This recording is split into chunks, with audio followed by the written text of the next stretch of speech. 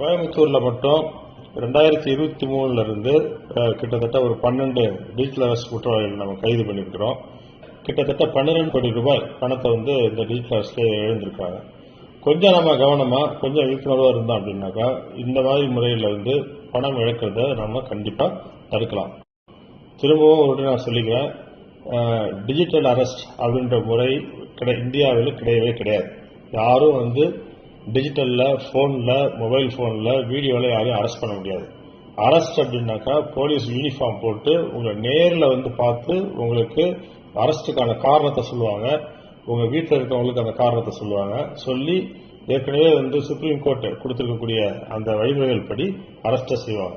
அதனால அது இல்லாம அது தவறு செஞ்சதான் அப்படி பண்ணுவாங்க. தவறே எதுவும் செய்யாதப்ப யாரும் அரெஸ்ட் செய்ய முடியாது. அதனால கவனமா இருங்க. இந்த விஷயங்கள்ல கண்டிப்பா ஏமாந்து போகாதீங்க. வணக்கம்.